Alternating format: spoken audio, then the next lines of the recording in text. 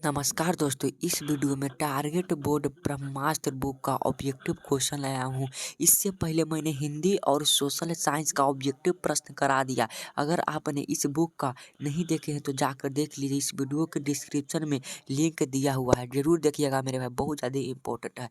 तो अब बारी आता है संस्कृत का। तो मैंने जो ब्रह्मास्त्र बुक है उसमें से टॉप 50 ऐसे प्रश्नों को लाया हूँ जो कि आपके आने वाले बिहार बोर्ड फाइनल एग्जाम के लिए बहुत ज़्यादा इंपॉर्टेंट है। तो वीडियो को पूरा देखना। अगर आप चैनल पे नए हो तो चैनल को जरूर सब्सक्राइब करना मेरा भाई, और वीडियो को एक लाइक कर देना, ठीक है। आओ हम पहले प्रश्न को पढ़ते हैं। बिल्कुल आसान आसान क्वेश्चन है और बहुत ज़्यादा इंपॉर्टेंट है। एक एक प्रश्न को ध्यान से पढ़ना और उसका जवाब देते चलना मेरे भाई, ठीक है। पहला प्रश्न यहाँ पे कह रहा है, पटना कहाँ बसा हुआ है? तो पटना जो है मेरे भाई गंगा के तट पर बसा हुआ है, ठीक है। आप अब आराम से जवाब दीजिएगा। जो प्रश्न आपको नहीं आता उसको लिख कर याद कर लीजिएगा, ठीक है। मेगास्थनीज किसके समय में पटना आया था?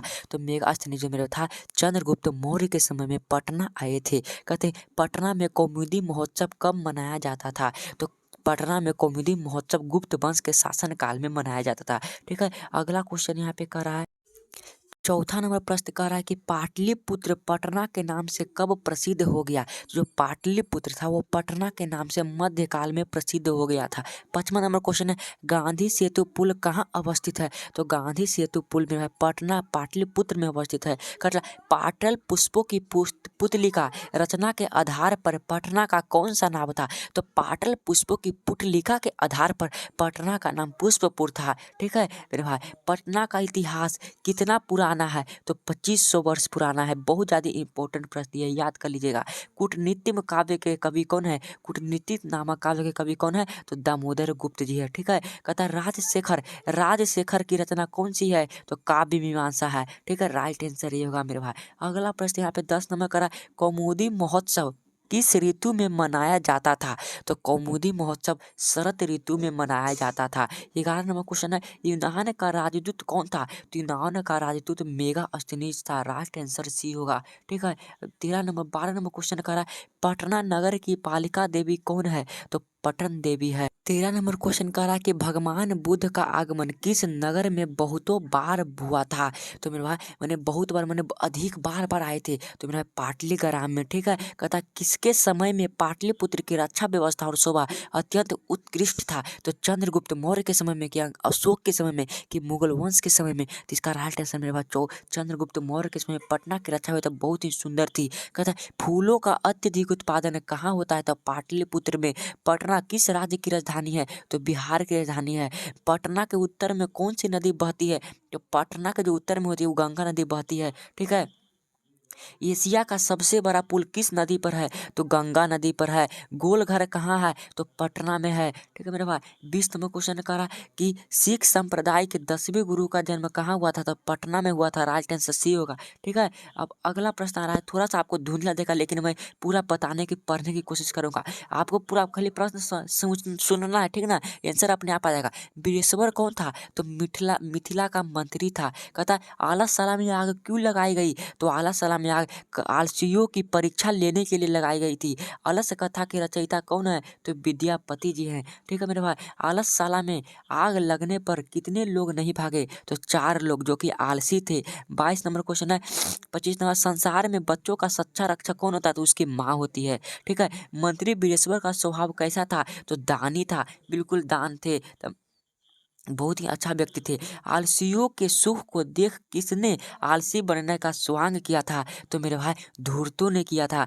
आग कहाँ लगाई गई? तो आलाशाला में लगाई गई थी। कहता प्रतिदिन आलसियों को कौन भोजन देता था? तो मिथिला का जो मंत्री बीरेश्वर दिया करते थे, ठीक है मेरे भाई। अगला प्रश्न यहाँ पे करा कि तीसरे आलसी ने क्या कहा? तो कहता है तीसरे आलसी ने कि कोई ऐसा धार्मिक व्यक्ति नहीं है जो हमारे भीगे हुए वस्त्र से चटाई से ढक दे। मोस्ट इंपोर्टेंट क्वेश्चन है। याज्ञवल्क्य ने आत्म तत्व की शिक्षा किसको दी थी? तो मैत्रेयी को दी थी। कि ये देखो 31 का राइट आंसर मैत्रेयी होगा, ठीक है मेरे भाई।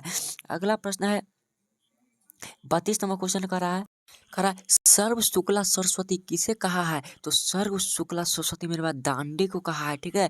गंगा देवी का समय क्या है? तो गंगा देवी का समय मेरे भाई 33 का राइट 14वीं सदी होगा। आधुनिक समाज की सांस्कृतिक कवित्री कौन है? तो जो आधुनिक माने आज की है उसका नाम है पंडिता छमारा। क्या नाम है मेरे भाई? पंडिता छमाराव है। ठीक है, अगला प्रश्न यहाँ पे करा, ऋग्वेद में कितनी मंद का ऋषिकाओं ने उल्लेख की थी? ऋग्वेद में 24। 36 नंबर, याज्ञवल्क्य की पत्री कौन थी? तो याज्ञवल्क्य की पत्री मैत्रेयी थी। महाभारत में किस लेखिका का उल्लेख मिलता है? तो महाभारत में मैत्रेयी का उल्लेख मिलता है। ठीक है,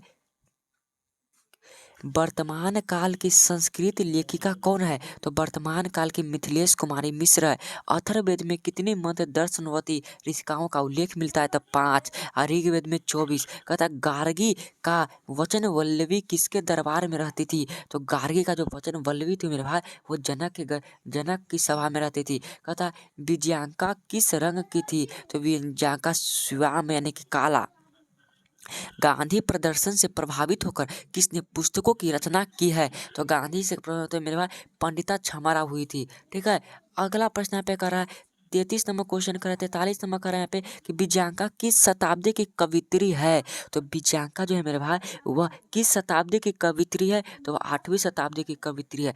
विजयांका किसकी पत्नी है? तो विजयांका जो है मेरे भाई वो चंद्रादित्य की पत्नी है। ठीक है, 45 नंबर क्वेश्चन का है, मात्र 6 क्वेश्चन और है।